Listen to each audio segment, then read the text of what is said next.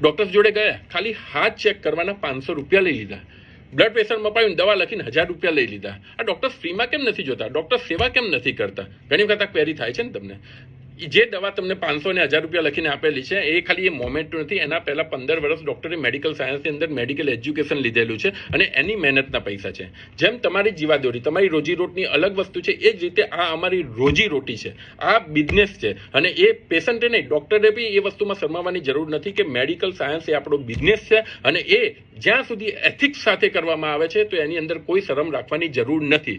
આજે ગવર્મેન્ટ 1 રૂપિયાની સબસિડી આપતી નથી. આજે કોઈ પબ્લિક ડૉક્ટર આવ્યા છે એટલા માટે ચલો પેટ્રોલ ફીમાં આપી દઈએ કે ગ્રોસરી ફીમાં આપી દઈએ કે તમારી આ સેવા ફ્રીમાં કરી દઈએ. બધા જ વસ્તુમાં અમારે બી એટલા જ પૈસા આપવા પડે છે. એટલા માટે એથિક્સ સાથે કમાવામાં બીજી કોઈ શરમની વાત નથી. બીજી વસ્તુ, એક ડૉક્ટર 200 રૂપિયા લે છે, બીજા ડૉક્ટર 2000 રૂપિયા છે. એનું કારણ શું હોઈ શકે? ઘણા બધા કારણ હોઈ શકે.